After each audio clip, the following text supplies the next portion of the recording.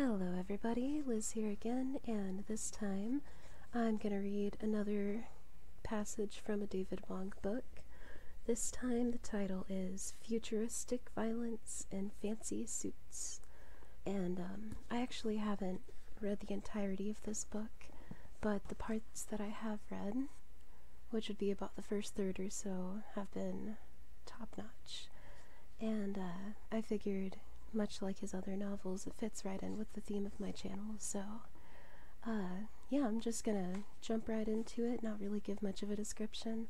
If my voice is a little scratchy or a little bit different sounding, I'm sorry. I've been getting over a sinus infection, and it's got me all kinds of messed up, so alright, here goes. The near future, somewhere in rural Colorado. If Zoey Ash had known that she was being stalked by a man who intended to kill her and then slowly eat her bones, she would have worried more about that and less about getting her cat off the roof.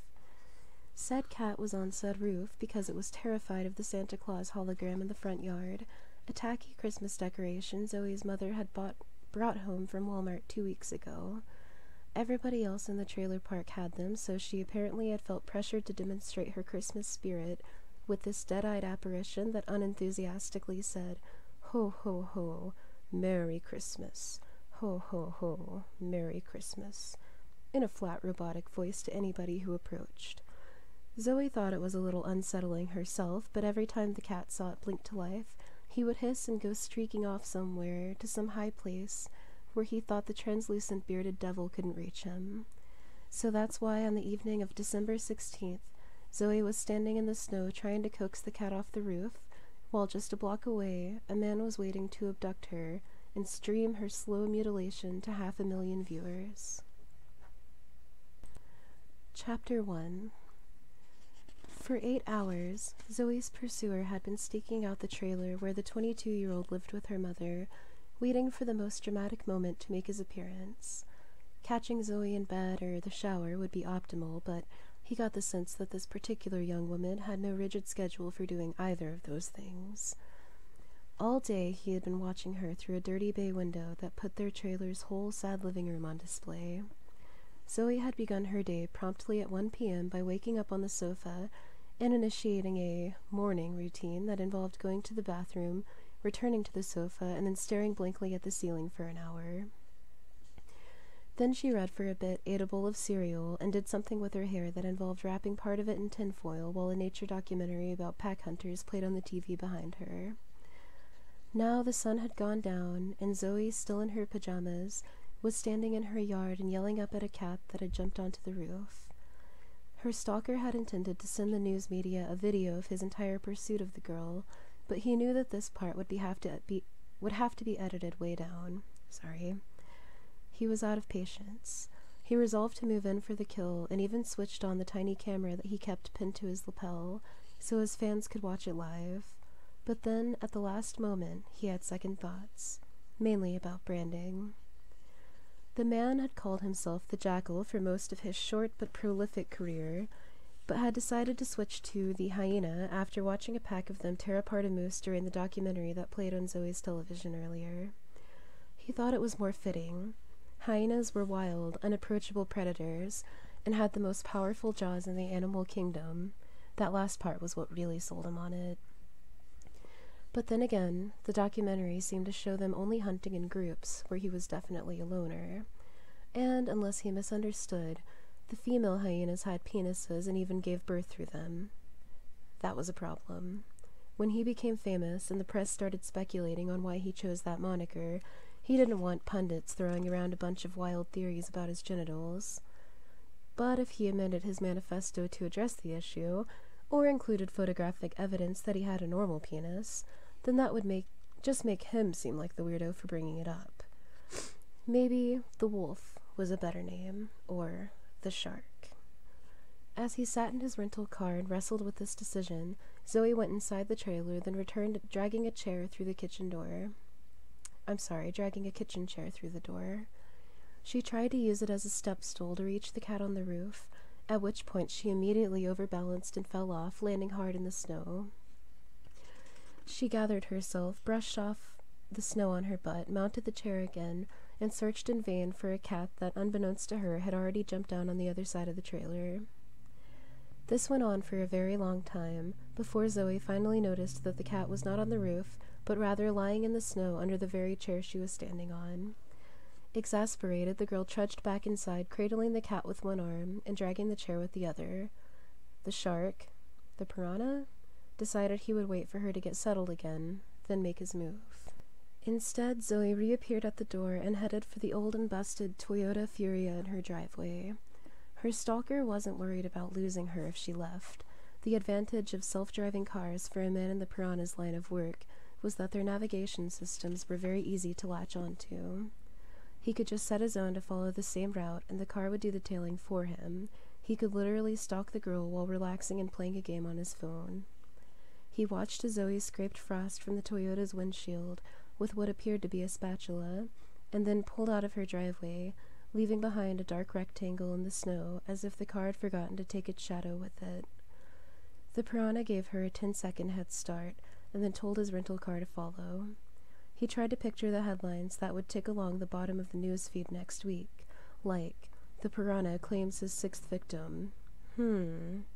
Maybe the leopard would be better. It needed to be some kind of biting animal, otherwise the surgery would have been a waste.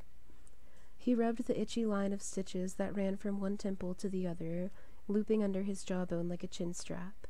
He had had his entire lower jaw and upper teeth augmented with a motorized black market implant consisting of a graphene lattice frame and titanium chompers that could bite through metal.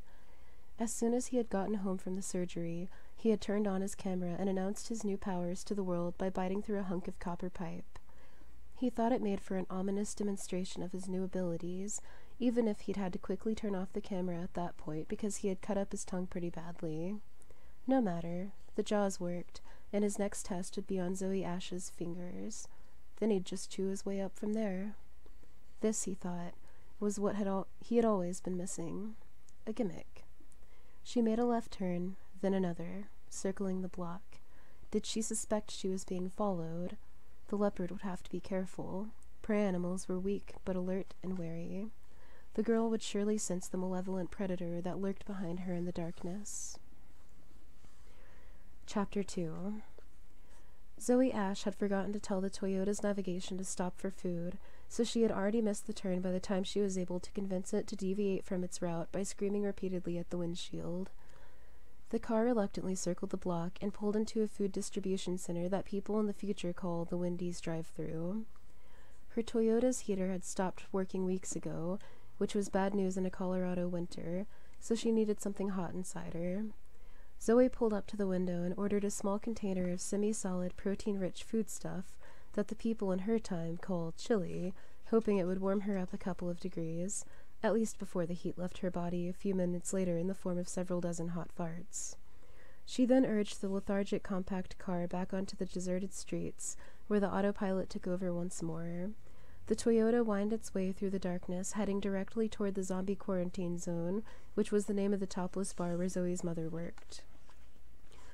The radio had stopped working years ago, and so Zoe made up for it by singing a hit pop song from her time called Butt Show and I Don't Charge Admission, while she plugged in the strand of Christmas lights she had tacked around the top of the car's interior. She peeled the lid off her chili, watched steam waft into the frigid air, and decided that things really could be worse. Zoe always tried to appreciate the little things in life, like the fact that just a generation ago you couldn't devote both hands to eating a bowl of fast food chili while the car drove itself. How did people used to eat car chili? With a straw? She had also recently upgraded her phone to one that displayed a little holographic image of the caller, but so far she had found this feature was only useful for terrifying her holographic cat, which hardly justified the cost of the upgrade. Oh, holophobic cat. Jeez, I'm stupid. However, a moment later that feature did allow her to see that the call that saved her life came from a man who was fond of wearing suits. When her phone rang, Zoe was only a few blocks away from the trashy zombie-themed bar where she was supposed to pick up her mother at the end of her shift. That is, the point in the evening when the younger girls were rotated in for the lucrative nighttime crowd. When the phone's hologram blinked to life, it startled the crap out of her, as she had forgotten the phone was in her lap and for one terrified moment thought a tiny ghost had emerged from her crotch. Zoey flinched, cursed, and splattered chili everywhere before she figured out that she was not in fact going to have to undergo an incredibly awkward and invasive exorcism. She groaned and tried to scoop hot chili off her pajama pants with her fingers, and panicked when she saw it had also gotten all over her new phone. She licked chili off the screen and, in the process, accidentally swiped the answer slider with her tongue. The little hologram man floating above the phone looked puzzled and said, "Hello? Is this Zoey Ash?" "Hold on, I got chili all over my car. Are you there? What's that sound?" "It's the sound of me eating chili off my phone. Who is this?" "Zoey, my name is Will Blackwater. You are the... I'm sorry, are you still there?" "Yes, I'm listening. Are you actually wearing that suit, or do you just have your phone set to display you wearing it? Please pay attention. You are the daughter of Arthur Livingston, correct?" "No.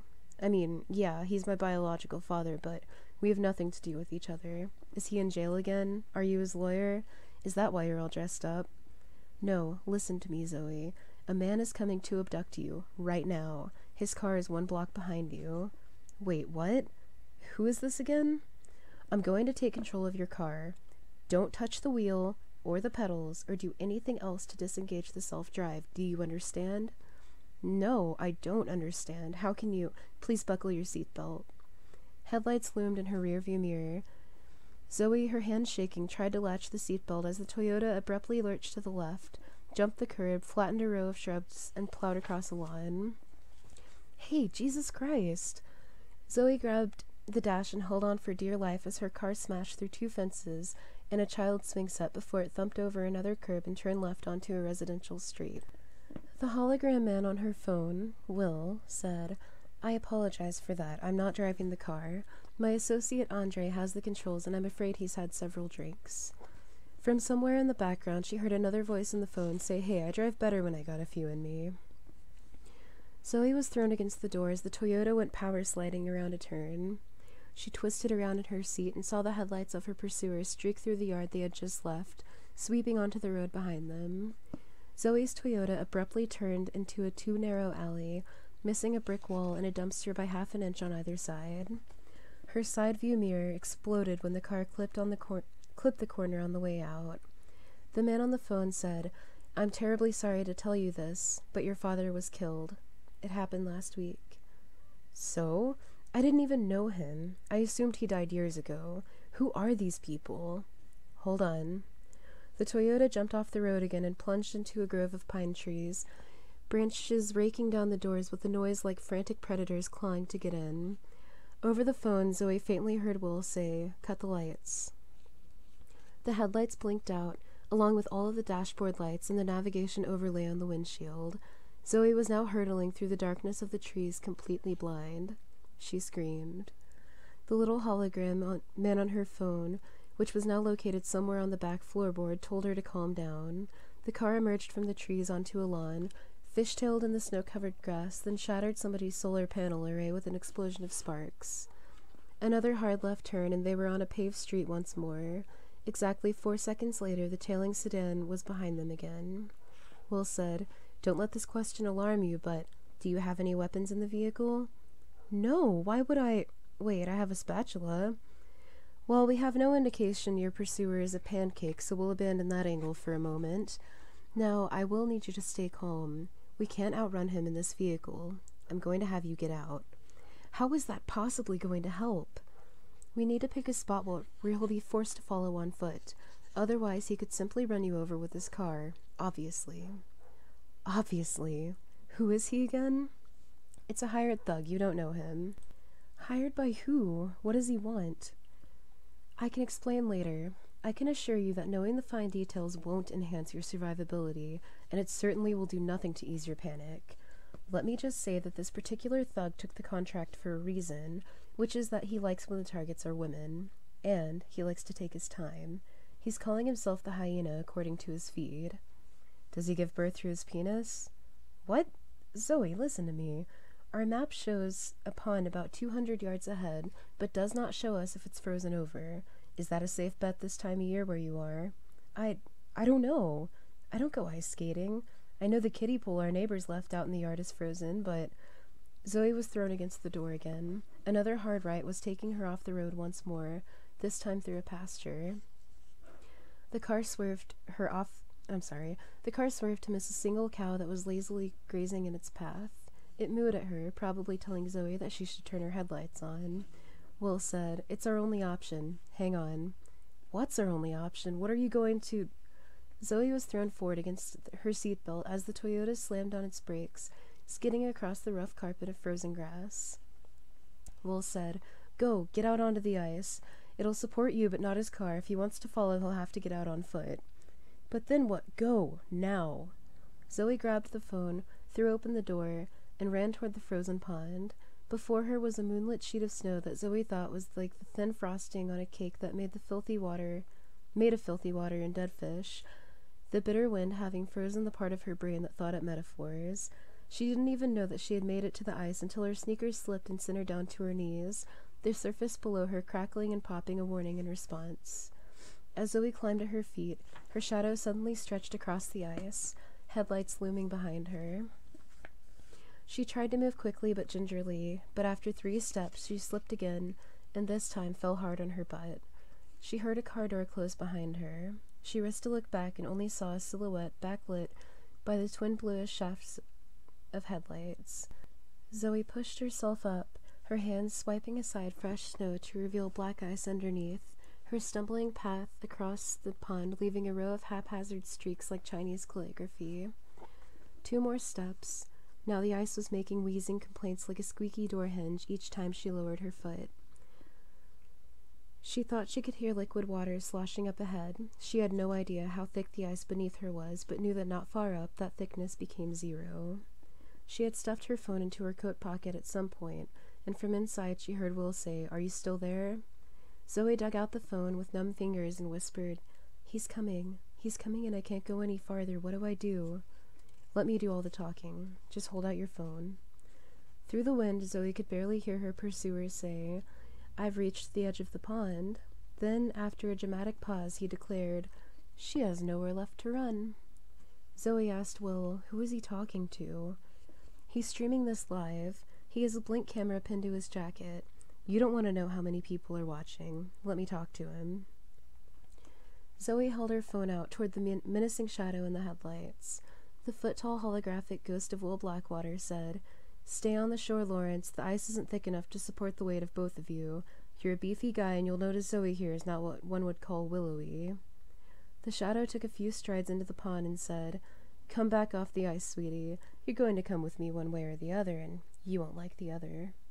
Will's hologram replied, "Talk to me, not to her. We both want Zoe for the same reason, with the minor difference that I do not also want to eat her flesh on a live video feed. Your advantage is that she is worth more to us than she is to you. Our advantage is financial. It appears this leads to easy compromise. We're more than happy to compensate you for what you lose by foregoing the contract on Zoe here. No authorities will be notified. You know my word is good, Lawrence.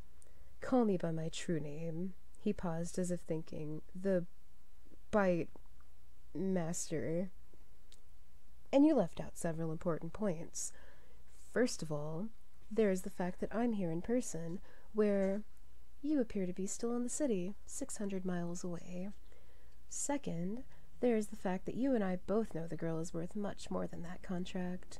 And third, as you mentioned, I have a personal use for her afterward, which means more to me than any financial reward. I'm actually well aware of all those factors. I am, however, still confident that an arrangement can be reached.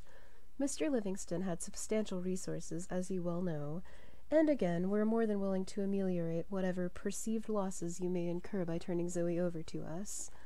As for your personal predilections, surely some dollar amount could be assigned to the loss of visceral pleasure.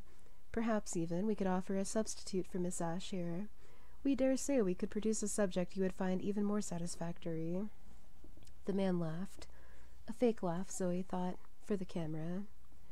"You are a piece of work, Will. But let me ask you, if you were to take a gazelle from the jaws of a lion, could you satisfy it by substituting 150 pounds of cat chow? No. Because as an apex predator, the lion doesn't just want to eat. It wants the prize it won in the hunt. That is why you are to call me the lion from now on. Will's hologram, appearing completely unperturbed by this conversation with the serial killer, said, I understand perfectly, and I see no reason we should permanently deprive you of your prize. We only need Miss Ash's services for about 48 hours. And, after all, is there no greater pleasure than that sweetened by delayed gratification? Zoe tried to process what Will had just offered to the man, but the howling frozen wind and the sound of ice clicking and wheezing under her made it difficult to think of anything but a sudden splash followed by endless darkness and paralyzing cold. The silhouette in the headlights said, If I was amenable to such an arrangement, I would of course need guarantees that my property would be returned to me at the agreed-upon time, and I would need compensation immediately to make up for delaying my gratification. Will said, I would suggest nothing less. How about a nice used Toyota Furia? Zoe's driverless car came flying onto the ice, smashing into the man and throwing him onto the hood. A split second later, a man and car went crashing through the ice, sinking into the frigid pond so close to Zoe that the splash threw freezing droplets onto her stunned face. Will said, Run. Zoe did not need those instructions. She took off in the opposite direction of the car-sized hole in the ice, praying that there was a solid path between her and the bank of snowy dead grass that marked the shore.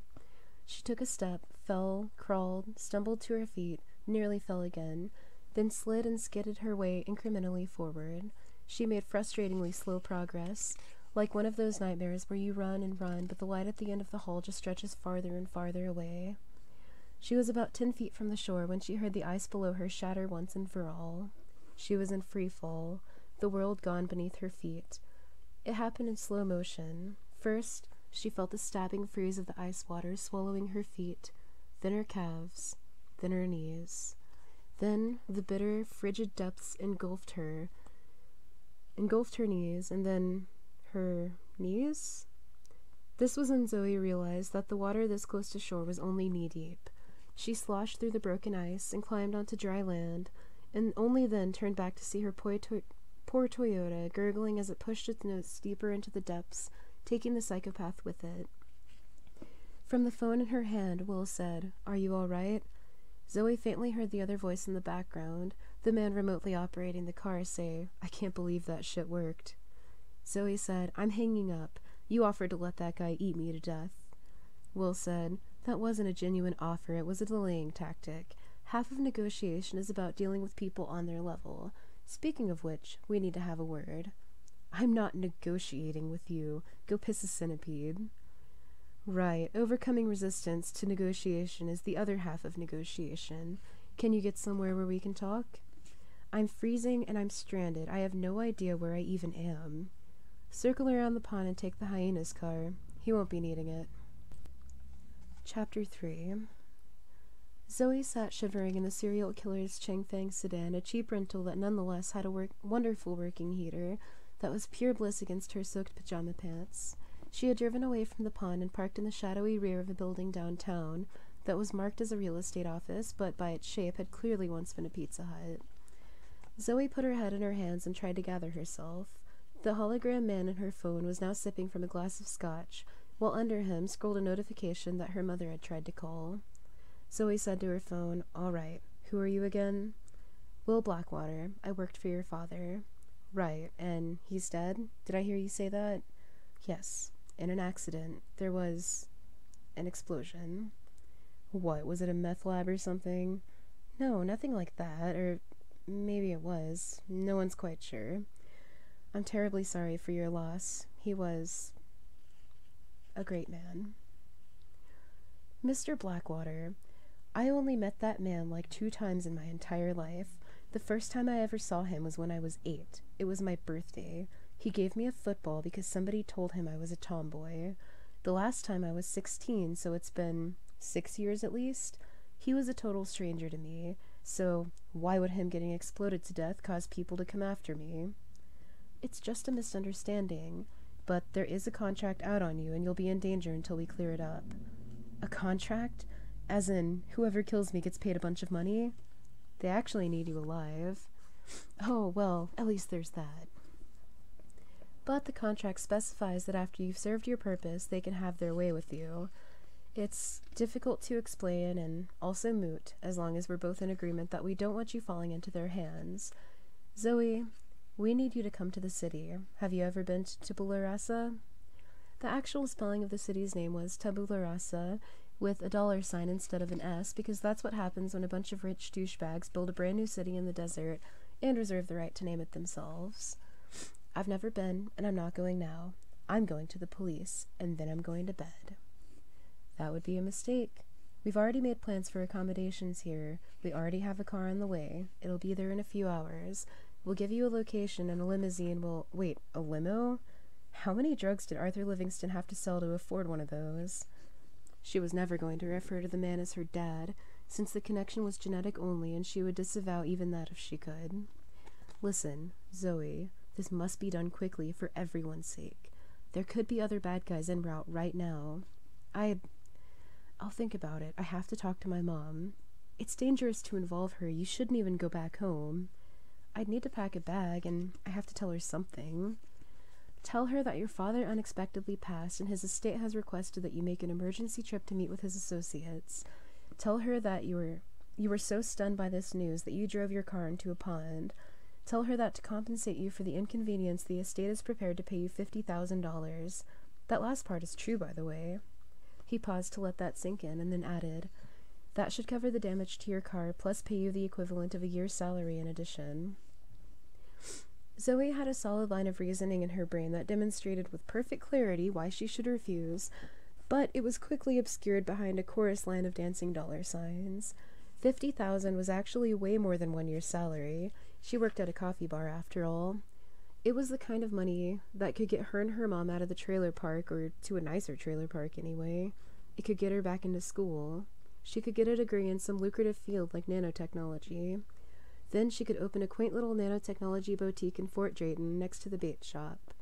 Still, Arthur Livingston was a criminal, which meant this man who worked for him was also a criminal, regardless of what kind of fancy little suit he wore in his holograms. That meant that chase that had just occurred was really between two factions of bad guys. He had, after all, just told her not to go to the police. She asked, if I leave, how do I know more bad guys won't come after my mom while I'm gone? If you leave, they'll have no reason to. The contract is on you, not her. But if you stay, then I guarantee you that more of them will come, which means that just by delaying, you're putting both you and your mother in danger. Making this trip is literally the only safe option. Zoey remembered the psycho's soft call. Come back off the ice, sweetie, and shuddered. She said, all right.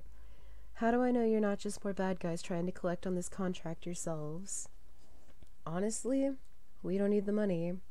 And if we meant you harm, couldn't we have just driven your car into an abutment earlier? That made sense, she supposed. Still, she wasn't getting into a car with any of these people. Even if she decided to make the trip to Tabula Rasa, which on some level she knew was incredibly stupid and reckless, she'd find her own way there. Will said, are you still there? Prove the money offer is real. Hold on. Alright, check your account. I just sent you $500. Zoey logged into her bank account and found he wasn't lying. She now had a total of $517 in her savings. Zoey sucked in a breath and thought, we can get the refrigerator fixed. Will said, the rest I can put into an escrow account. Give me 20 minutes and I'll set it up, if you agree to make the trip. I'll think about it, but don't bother with the car. If I go, I'll take the train. Miss Ash, I would strongly advise you not to. She hung up. It was 7 p.m. If she took the train out of Denver, she could be in Tabula Rasa by midnight. She pulled into traffic, not realizing that a tiny camera the hyena kept on his dash had recorded her entire conversation, or that more than 1.5 million people were watching. Chapter 4. Zoey didn't want to be paranoid, but there was something about the man in the loincloth made of charred doll heads that made her nervous. He sat at the opposite end of the train car, standing in the aisle, muttering to himself, his only other item of clothing a pair of blacked-out welder's goggles that made him look like he had bug eyes.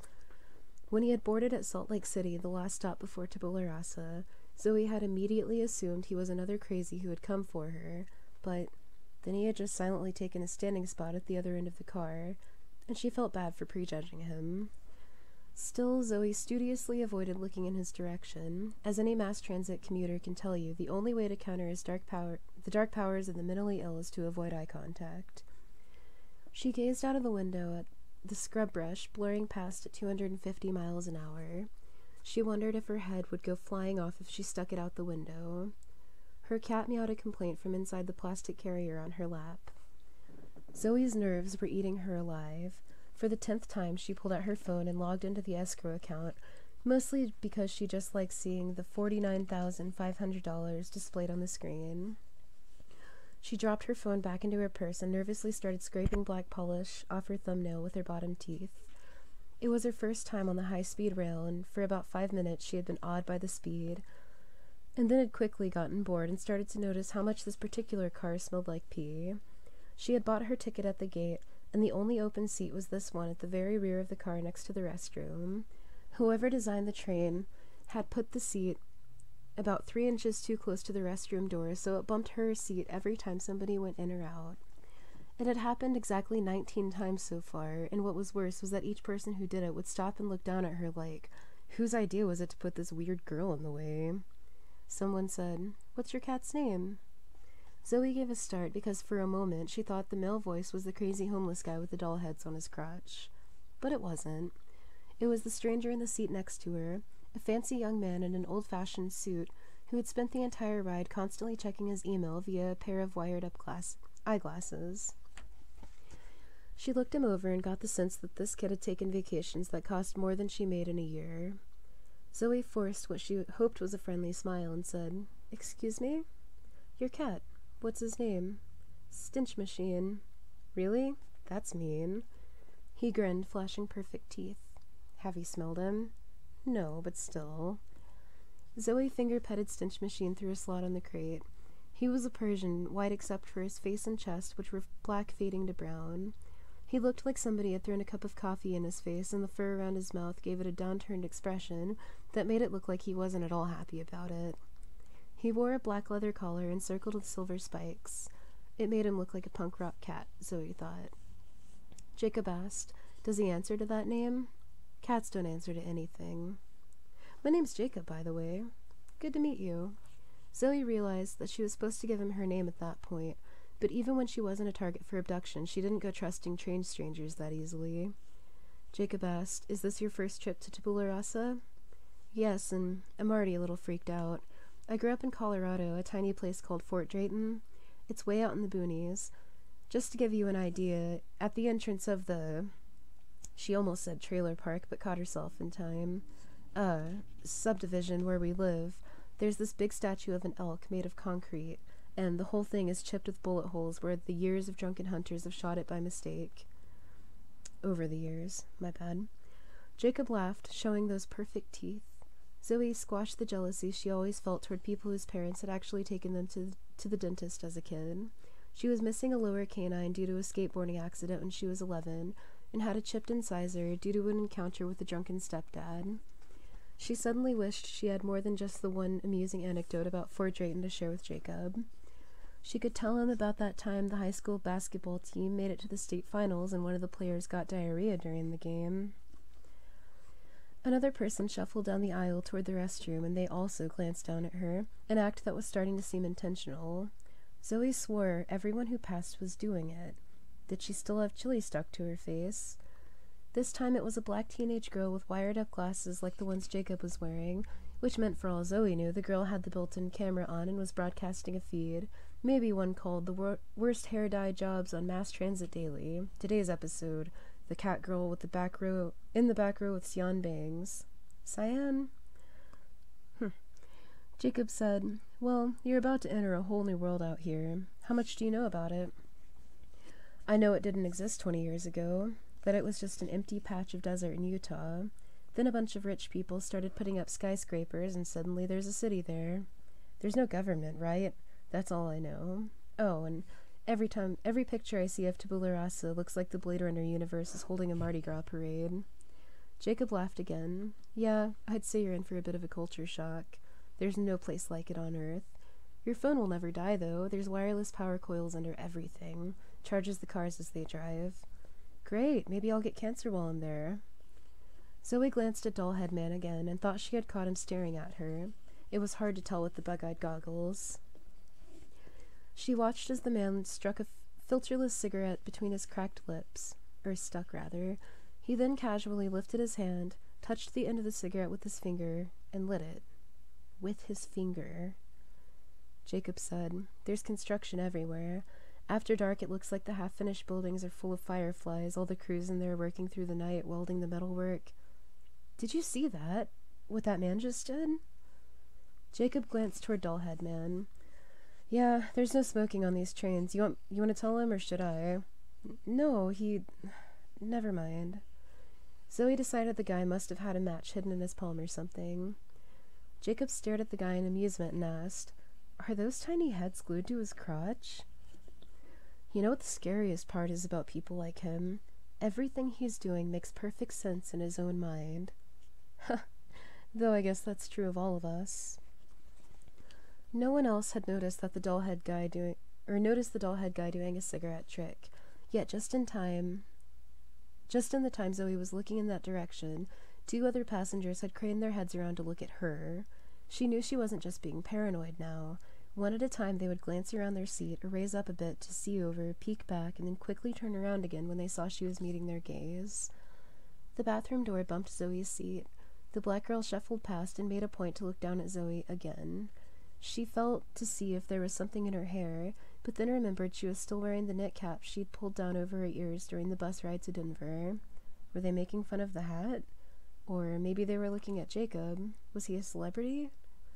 Anyway, Jacob said, "It's amazing how fast they can build them now. You leave for vacation, and when you come back a week later, there's one less gap in the skyline, and you have to stare at it a minute to figure out what they added. They're amazing to watch the way they work. They never stop." "They? What, like robots?" "No, Mexicans. All the crews are immigrants on work visas. Great workers, though." "Oh, that's kind of racist, isn't it?" "Is it? I mean, I guess some of them are probably bad workers. Anyway, it's kind of mesmerizing to watch them go. They have these huge fabricators right there on the job site, like big 3D printers that just ride up the side of the building and stamp out whole sections of wall ready to assemble." Zoe tried to figure out if Jacob was hitting on her or if he was just bored from the train ride. She imagined the scary doll guy coming back and pulling a weapon or something, and Jacob punching him out like one of those old-timey boxers. Jacob continued. "One Friday on the way home from work, I made an offhand comment to my friend about how I wished we had a falafel fusion joint in our neighborhood. Then when I was on my way home from work Monday evening, there it was. They had built it over the weekend, almost like they had heard me say that. It went from vacant lot to open business in less than 72 hours. That's tabula rasa in a nutshell. You blink and the landscape changes around you. It's like an American Dubai, back when Dubai was Dubai."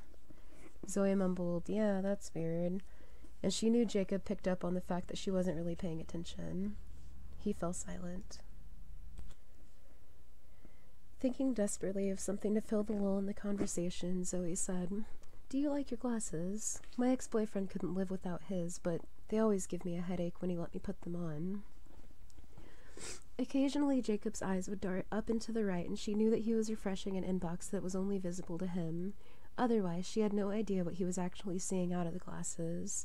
They made games where you could bounce a little rubber ball off the faces of the people in the room, and the ball was only visible to you, of course, or that would obscure everything with a fantasy world and leave you blind to your surroundings, which, if you did it on the bus, was a good way to get your purse stolen. But either way, anytime you talked to a person who was wearing the glasses, you never knew if they were actually seeing you. Jacob said, "You get used to them. They leave kind of an after-image when you take them off, and you find yourself constantly looking around for your notifications. My boyfriend downloaded an app that would superimpose a cartoon mustache on anyone he was talking to. He'd laugh and laugh. The glasses got broken when he got hit in the face with a football, and I was kind of glad." She realized she was now talking about her ex-boyfriend a little too much, and, in fact, had forgotten to add the X just then. She quickly added, "He was stupid. We broke up 2 months ago." "That was pretty subtle, right?" Jacob said, "If you're free over the weekend, I'll show you around the city. There's tons to do." "Huh." so he was probably another serial killer. Still, this was Thursday night. She wondered if she could lose 25 pounds or gain 4 inches in height by Saturday. Then she realized that while she was thinking about it, she had neglected to actually answer his offer and created an awkward moment by leaving him hanging. Jacob, trying to cover for it, said, "So, what brings you into the big city, Zoey?" "My father, my biological father, died." Wait, when had she told Jacob her name? "Oh, I'm sorry, when's the funeral?" "I'm, not sure. They said they needed me for some other stuff, legal paperwork or something. It's pretty weird." "What happened? He couldn't have been very old. You're only 22. It was an accident. I don't know anything yet. They said something blew up." "Oh, is it that warehouse explosion?" "Yeah, I guess so. Unless there was more than one. You heard about it?" "Everybody did. It was big news." "So, you're Arthur Livingston's daughter? I'm so sorry for your loss." "Was he famous?" "Around the city, yeah. Probably could have run for mayor if the city had a mayor." "Well, good for him." Jacob picked up on her cold tone and went quiet, creating the second awkward silence in Zoe's 5-minute relationship with him. She pictured bringing him home to her trailer in Fort Drayton, this kid in his 3-piece tweed suit with a silk tie and dainty gold pocket watch chain dangling across his vest. She imagined him pulling up in a restored classic car that rolled in silently on battery power, then getting out with a walking stick and striding to the door. Then Zoe would invite him to sit on a sofa that was covered in cigarette burns and frayed wounds inflicted by cat claws. At that point, she pictured him either running for his life or staying and offering to rescue her from the squalor. She didn't know which would be worse. Zoe noticed a tiny pinprick of blue light at the corner of his glasses near the hinge and said, "Oh, is that on? Were we live this whole time?" The wired glasses all came with forward-facing video cameras that could be left on around the clock, broadcasting everything you did. If you didn't want to wear the glasses, but still wanted to stream your life to the world, you were in luck.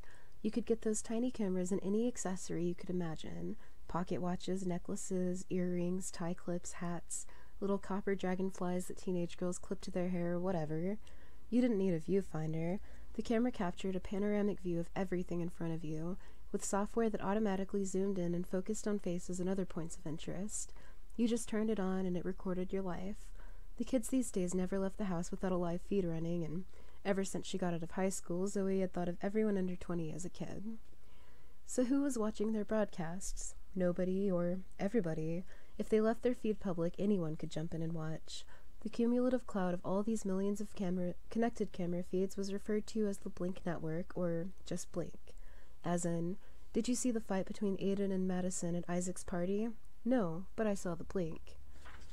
Occasionally you'd hear someone use it in past tense, saying that they blinked their whole vacation and that you should totally watch it.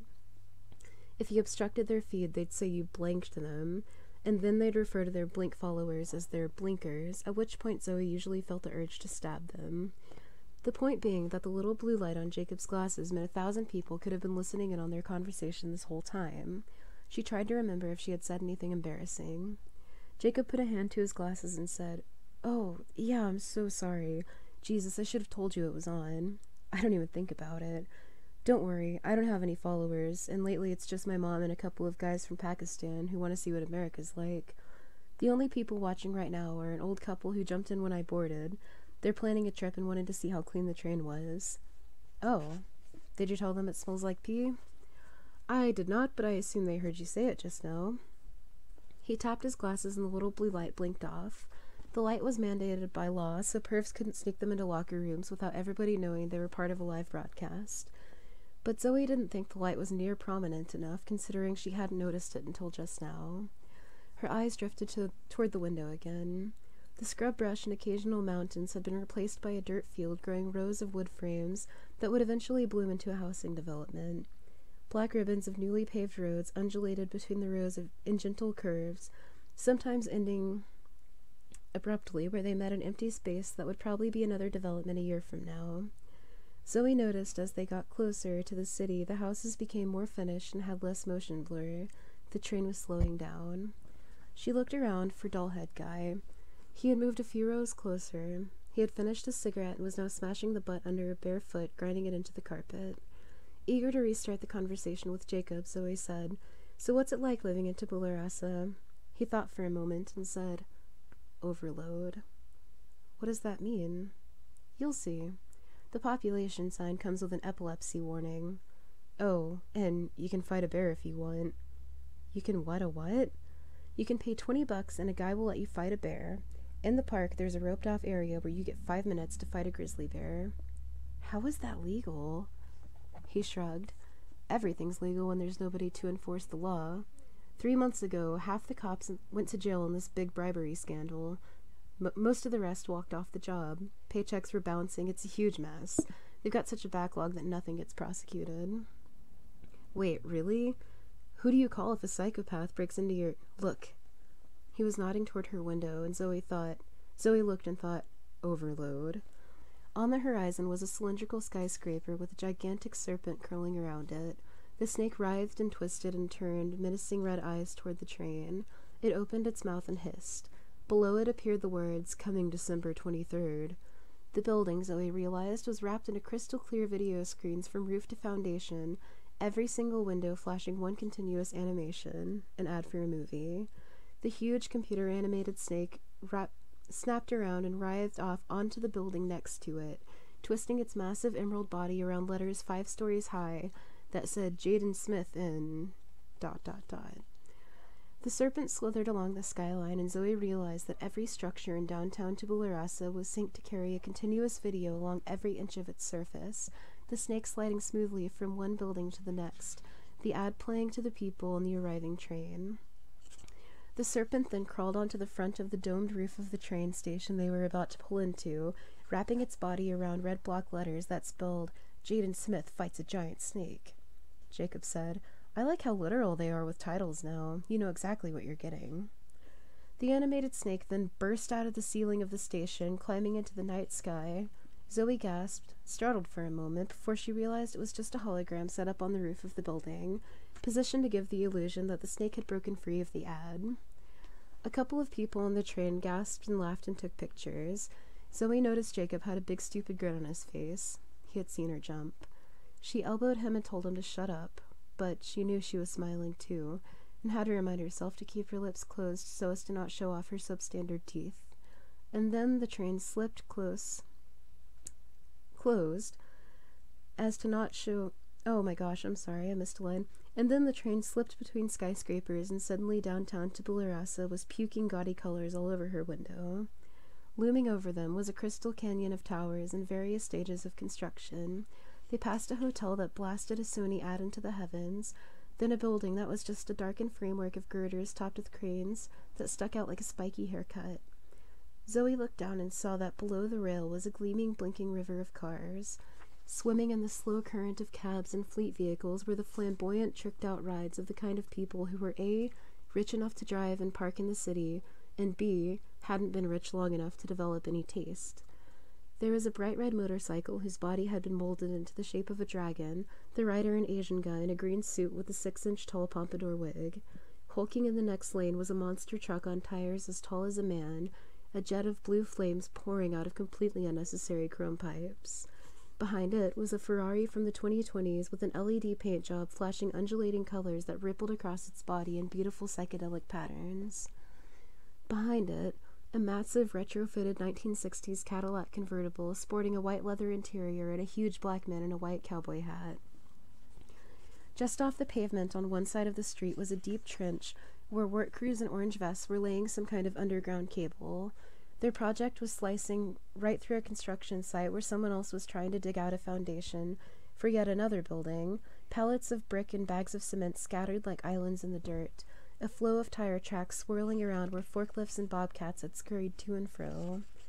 And swarming over all of this, the people.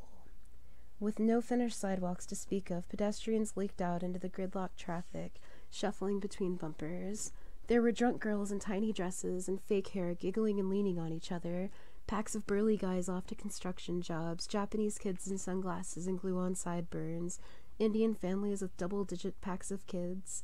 Every 5th person wore one of those irritating blinking shirts, fabric that flashed brand logos, obscene sayings, or cartoon characters performing the same looping animation over and over. Flickering, pulsing torsos floated around taillights, everyone screaming for attention in a cloud of light and noise. Zoe had to remind herself that this is what the city was like at 11 p.m. on a Thursday. Zoe asked Jacob, "Do you like it here?" He laughed. "That's a complicated question. All I know is that now I can't tolerate living anywhere else." The train was gently penetrating the station now, brakes whining against the rail. They passed a parking garage bearing glowing signs promoting all of the standard car rental franchises. Standing on each side of the entrance were men in black trench coats and ties, which Zoe thought brought a nice touch of class to a parking garage until she noticed they were carrying machine guns. Zoe said, "Tell me those guys are cops." Jacob leaned over to see out her window, casually pressing his body against hers, and said, "Private security. Those guys are probably co-op, you can tell by the trench coats. A bunch of the bigger companies pulled their money to fund their own security when it became clear that the city's police were worthless. It's a good thing you call the cops here, you get a voicemail telling you to leave a message." "Oh, wow. So, you get in trouble and you call those guys instead?" "You probably can't afford those particular guys. Co-op is more for corporate customers. But yes, private security is who you call. There's a big board online where you can post jobs and they bid on them. It gets kind of crazy. Half the guys are freelancers who either got their private security licenses by taking a 5-day gun safety class or by paying $40 for a fake one. It's a little Wild West out here. That's what I was saying. Somebody like you shouldn't walk around alone." Jacob was still leaning against her, and she smelled after-shaven hair gel. He let out a breath that Zoe felt on her neck and then settled back into his seat. He reached into an inside pocket and pulled out a sterling silver flask and took a sip. He held it out to Zoe and said, "It's going to be cold out there. This will warm you up." As far as she knew, she had never in her life taken a drink from an unmarked container from a stranger. She didn't like germs, and she didn't like getting slipped date rape drugs, but how often do you meet a rich, handsome stranger on a train? She took a drink and felt lava ooze down her throat. Whiskey. She coughed and they both laughed, and she felt like she was in some dumb movie. They were in the station now, a half-finished geodesic dome that Zoe thought, when completed, would be absolutely stunning, or the ugliest building in America. It was too early to tell. The finished parts were all glass arches with Art Deco flourishes, alternately futuristic and old-fashioned. The rest was a tangled mess of exposed steel skeleton and bundles of wiring that dangled like innards, as if the building had been in a knife fight. Just off the platform, behind the hundreds of waiting travelers, was a row of fast food and drink franchises Zoe had never seen before. She was a little ashamed of how excited they made her, but Fort Drayton only had 5 places to eat, and one of them was a gas station. Tubula-Rosa's train station alone had twice that many. Just from her seat, she spotted an awesome Changa franchise, where according to the ads you could get just about anything, as long as it could be wrapped in a thick tortilla and deep-fried to a crisp. Next to it was a waffle burger, which is just what it sounds like, and then a go-juice bar serving a long line of exhausted passengers waiting to pay $9 for a mixed fountain drink containing 400 milligrams of caffeine and 12% alcohol. Next to it was a from-the-oven cookie stand with a clear glass oven under the counter where you could watch them bake chocolate chip cookies right in front of you. Then they'd pull them out and shove them into your hand, still warm, the chips melting all over the wax paper. Zoe decided after she got off the train she would stand over there and just smell that place for half an hour. At the end there was a beverage joint called Spiked Ice, selling sugary fruit smoothies that, according to their sign, were labeled with fuel shots that sounded illegal as hell. Codeine, lithium, hash oil, DXM, modafinil. I hope I said that right. She half wondered how such a place could just operate in the open, cops or no cops, but mostly she wondered just how much the drinks would cost and which one she would get. The line in front of it was the longest of all. Stench Machine meowed and stuck a paw through a slot in the crate, getting restless. He had never been put in an enclosed space for this long, and he was probably wondering where the stink was coming from. The train finally bumped to a stop, and Zoe heard the passengers up by the door stand and start wrestling carry-on bags out of the overhead bins. And easily half a dozen of the passengers glanced back at her as they did it. And yes, they were looking at her, not Jacob. She had an urge to stand and ask them what they were staring at, but decided she was being silly. She needed to find her hotel, and was just about to ask Jacob for a ride, but right as she opened her mouth, a new voice said, "You know what's the difference between you and me?" It was Dollhead Man, shouldering his way through the departing passengers, looking right at her. "You," he said to Zoe, "with the blue streaks in your hair. Do you know what's the difference between you and me? He edged up until he was looming over them in the aisle. The rest of the passengers were shuffling away behind him, grateful to be on the other side of the crazy man's attention. Jacob said, "Come on." He made as if to stand and bring Zoey along with him, but Dullhead put a hand on Jacob's shoulder and pushed him firmly back into a seat. The man was not huge, but had a body like leather stretched over bundles of steel cable. Jacob said, "Buddy, we don't want any trouble. Just move along and we're going to have to call the—" "Shut up. I'm talking to her."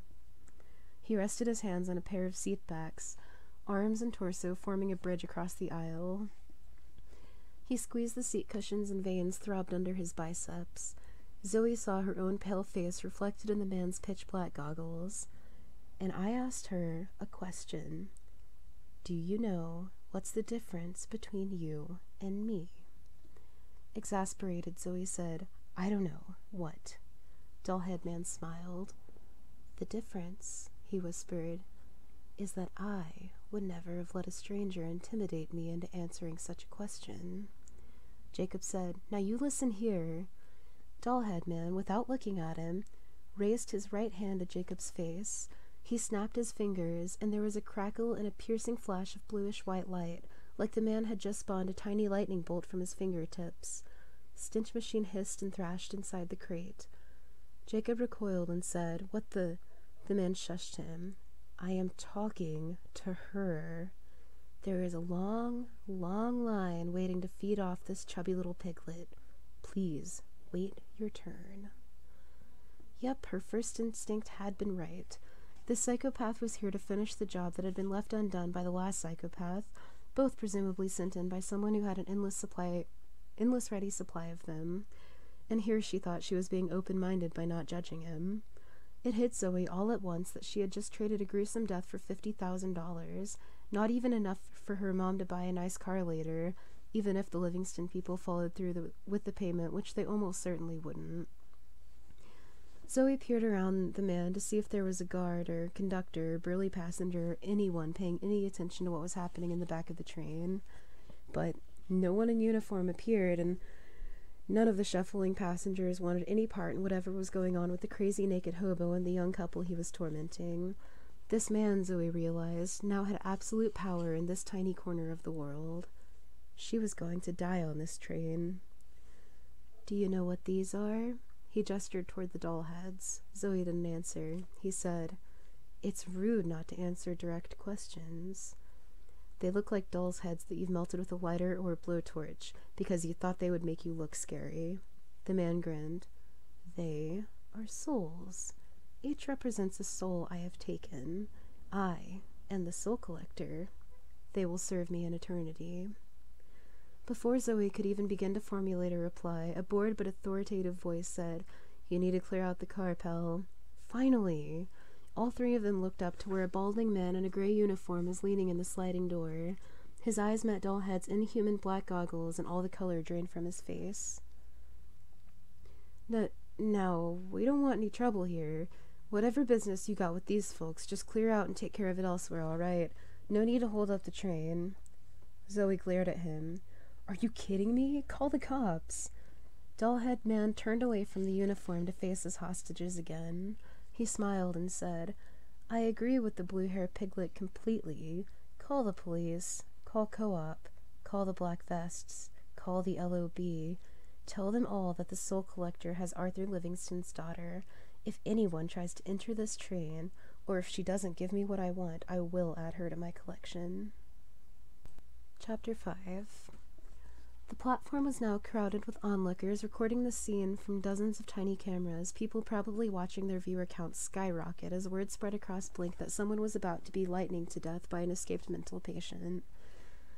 No one made to intervene. They just watched in detached curiosity as if Zoey, Jacob, and homeless Zeus were behind glass at a zoo enclosure. Dullhead stalked up and down the aisle of the train car, glaring out of the windows at the crowd.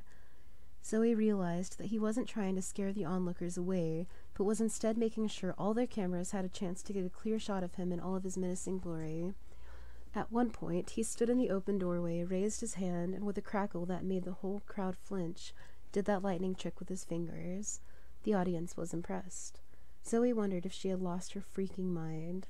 Something else that was weird, which had gone almost unnoticed by Zoey due to the other weirder things happening in her life at the moment, was that there were a lot of armed people in that crowd.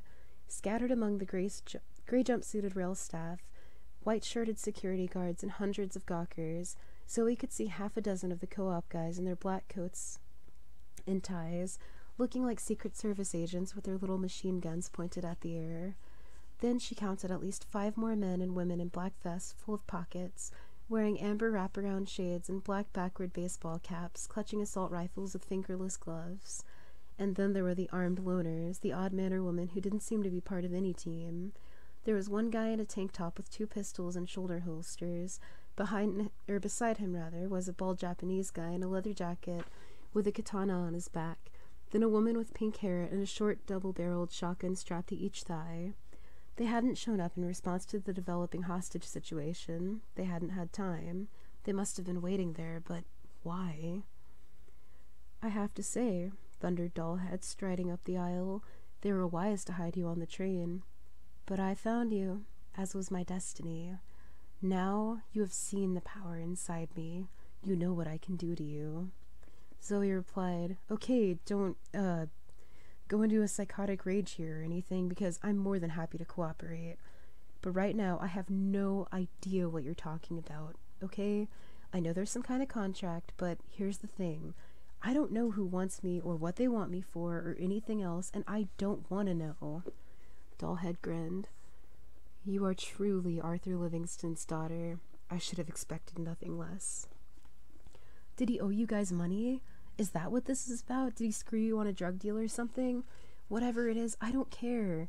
If you want me to call the guy I talked to earlier and tell him to pay, I'll do it. But I didn't know Arthur Livingston. He tried to give me a car for my 16th birthday. I gave it back. His money was dirty and I wanted no part of it. Good. So you'll open his vault for me.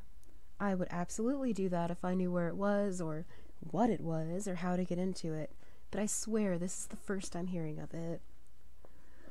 I want you to know that I am not surprised nor disappointed. In fact, I would have been disappointed in anything less. After all, you have no reason to respect me. Like all who have power, you only respect others who have it. You need me to demonstrate my power to you, so that you can respect me and deal with me as an equal. No, you really don't. Dollhead reached out with his left hand and grabbed Jacob by the throat. Jacob thrashed and tried to twist out of the man's grip. His perfect hair tumbled into his eyes and he choked out the words, Hey, no, what are you? Let go. Dollhead was not choking him, just keeping him in place. Zoey, hissed Jacob, tendons straining in his neck, face turning red with panic and exertion.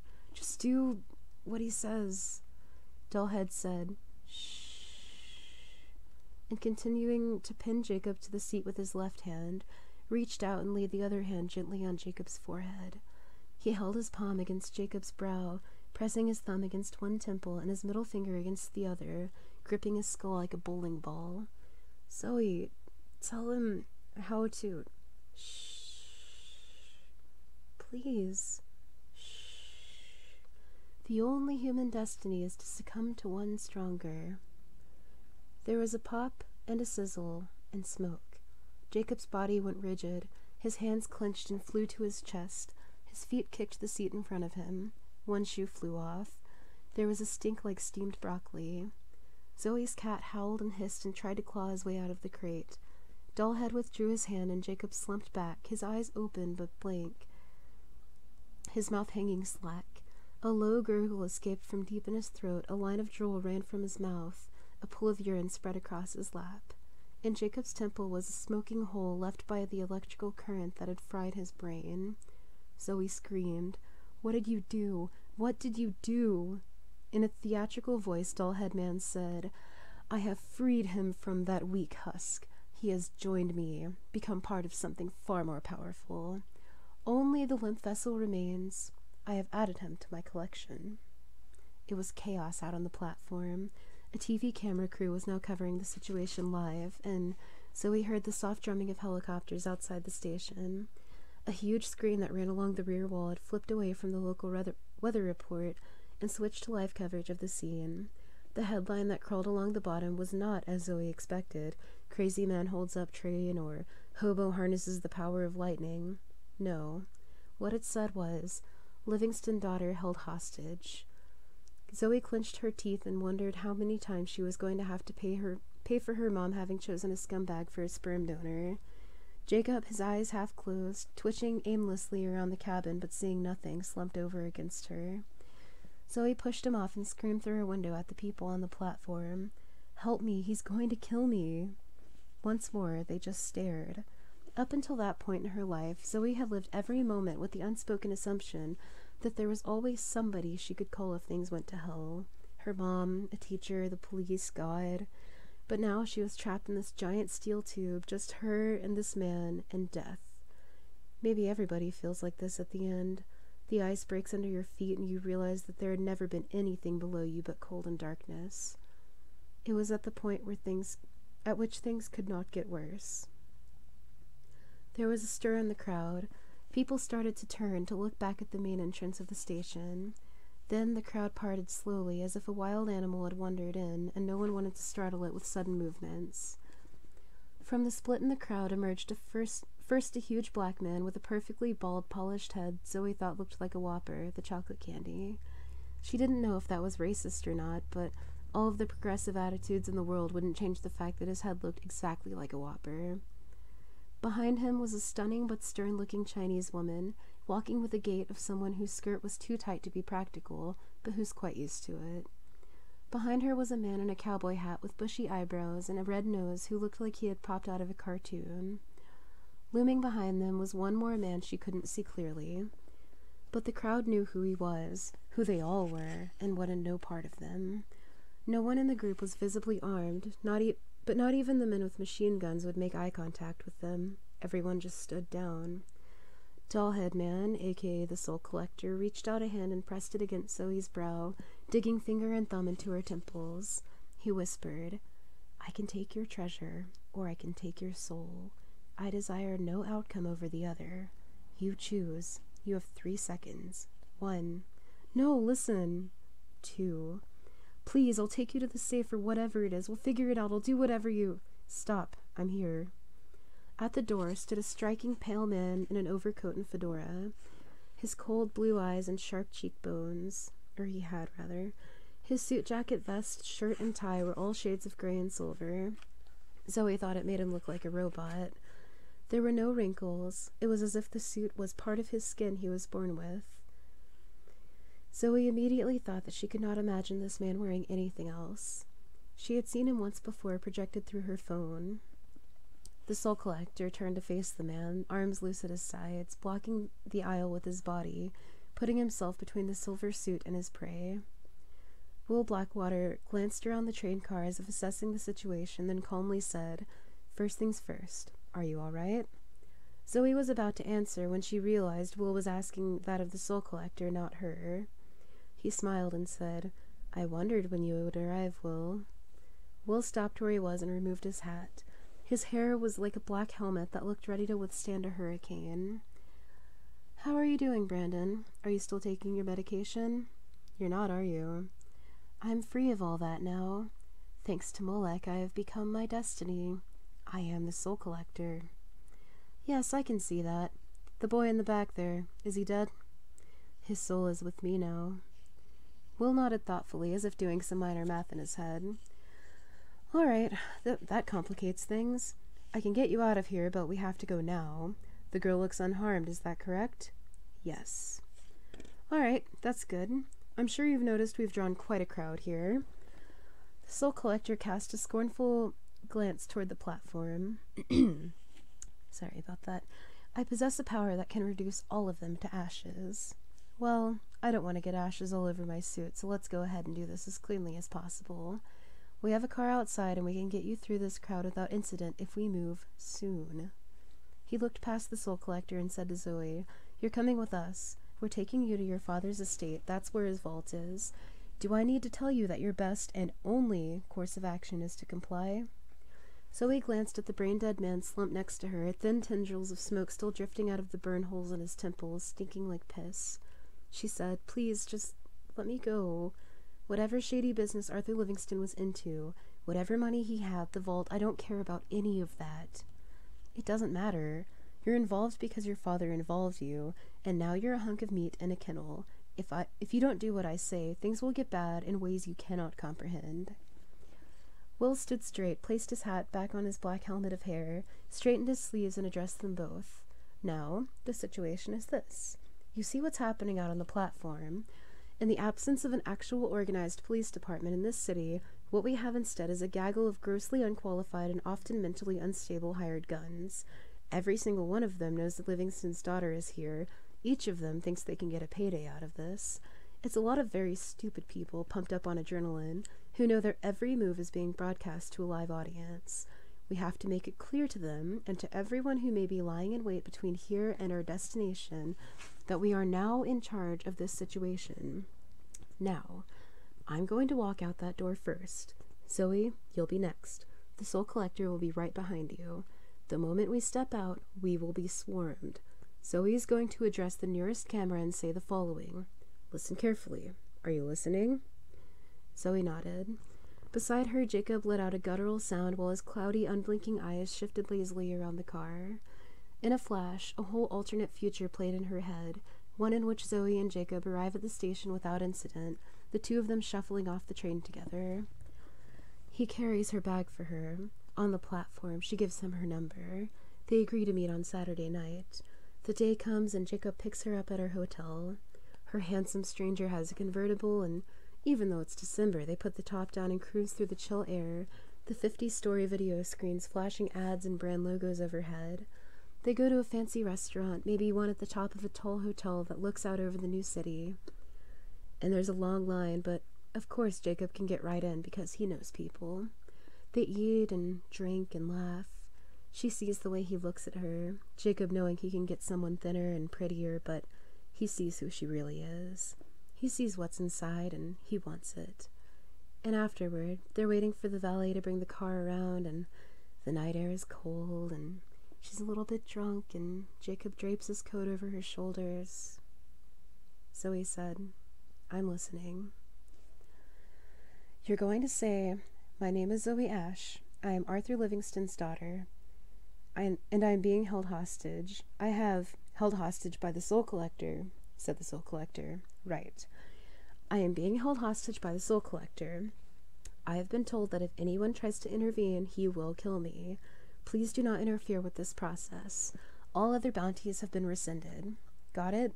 It doesn't have to be those exact words, but the idea has to come across. Everything is under control. There's no money to be made if they interfere. Zoey nodded. She stuck a finger into the cat crate and scratched Stench Machine's head. "Let's get out of here." She stood and realized Jacob's silver flask had fallen into her lap. It was wrong to take it. She barely knew the guy. But she took it anyway and stuffed it into her purse. Something to remember him by if she lived through this. The moment Zoey stood, a buzz went through the crowd outside, everyone trying to muscle into position to get a shot of the hostage and captor emerging from the train. Will wrestled her carry-on from the overhead bin and stood by the door. Zoey followed as instructed, carrying Stench Machine's crate by her side. Zoey felt a hand on her back and flinched. Even through her jacket, she thought she could feel a buzz from the Soul Collector's fingers, a jittery vibration like ants crawling between her shoulder blades. The door slid open and the noise hit her like a wall. Reporters crowding around and screaming questions, gray uniforms trying to shove back the rubberneckers. All of the screens on the back wall were now turned to the local news, and the local news was showing the three of them, creating a jarring House of Mirrors effect. Zoey watched their situation play out on the monitors a split second after it occurred in real time. The tall man in the overcoat and fedora, followed by all 5 feet, 2 inches of Zoey, looking pale and frazzled with black and blue bangs dangling out of her wool cap. Behind her, the strapping savage in the loincloth. The crowd backed off at the sight of him. No, that wasn't right. They were backing away from Will. The trio edged out onto the platform, into the massive unfinished building that Zoey had only glimpsed from inside the train. She saw another train on the next platform over, the line from Las Vegas. All roads lead to Tabula Rasa, a place that didn't even exist when she was born. A TV news crew rushed up, and then another. She was famous. It sucked. Behind them, the guys in black vests and sunglasses prowled into position. The co-op men in overcoats with their little machine guns edged toward the door to block the path. Will glanced back at Zoey and nodded. There were cameras all around now. Hell, even the random onlookers were essentially walking cameras, so Zoey didn't look at any particular one. Can everyone be quiet? I'm supposed to say something. She gave the commotion a moment to die down. She glanced back at the train car and saw paramedics rushing inside to tend to Jacob. She wondered if his family was here in the crowd, or if they even lived in town. Okay, listen. I'm being held hostage by... She couldn't bring herself to say his stupid name. The scary-looking man behind me. He told me that if anyone tries to interfere, he will kill me. A stir went through the crowd. Gasps. What the hell did they think was going on here? Zoey looked back at the TV screens again and saw that the cameras had zoomed in on the Soul Collector's face. He was burying his yellow teeth, inscrutable eyes behind the bug-eyed goggles, TV monitors along the back wall reflecting his own face in their pure black lenses. He was soaking up the attention. Zoey realized that she was watching the greatest moment of this man's life. She bit her lip so hard it bled. Zoey cleared her throat and continued. His name is the Soul Collector. He has magic powers. Zoey turned to face the man and said, "Show them." She held up her thumb and forefinger. "Show them the trick with the lightning, so they know you're serious." The Soul Collector thought this was a fantastic idea. He bared his teeth again and raised his hand, letting all the cameras focus in. Zoey, feeling like now would be the perfect time for some liquid courage, unscrewed the cap on Jacob's flask and tipped the rest of its contents into her mouth. The Soul Collector leered at her, held his hand in front of her face, fingers spread, and let the piercing arc of blue electricity leap from thumb to forefinger. Zoey spat half a flask of whiskey at him, the mist flying through the arc and igniting into a fireball. She aimed at his face, but the ball of fire instead descended and engulfed his crotch. The Soul Collector shrieked like a man whose nuts were on fire and fell hard on his ass. Zoey grabbed Stench Machine's crate and sprinted through the crowd. Alright guys, there you have it. That's going to be the end of my reading for today. I'm pretty sure this is going to be well over an hour, so hopefully that'll make up for me not posting in a little bit. For anyone who actually stuck around to the end, I've got a little bit of a surprise for you. And by surprise, all I really mean is kind of like a little update. I'm actually receiving a new microphone for Christmas. As I've said before, I currently just use a Turtle Beach, like, gaming headset to record, and I think the sound quality is, like, it's not terrible, but obviously it's not meant for recording, like, audio recordings and stuff. Plus, I can't ever do anything on camera wearing a big stupid looking headset. So, I'm happy to say that I'll be getting a pretty sweet ass microphone pretty soon, and hopefully the quality of my videos is gonna go way up after that, so you know, maybe something to get excited about. I know I am. I think that my next few videos are going to be more readings because I'm having a really good time with them. If you guys have any suggestions for, like, particular books, obviously I don't have all the books in the world, so if you could send me a link or something to maybe if it's posted on the internet, like the Haunted book, for example. I don't own that one currently, but I found a place where you can read it online, which is pretty sweet. So yeah, if you guys have any books or stories or anything that you want me to read on my channel, just let me know, and I can probably make that happen for you. I think next time I might just go ahead and read some more of this. Like I said, I haven't finished it, so maybe we'll finish it together. That being the case, or that being that, I'm gonna go ahead and wrap it up. I think this video's gone on long enough. Get some good sleep tonight, guys. See ya.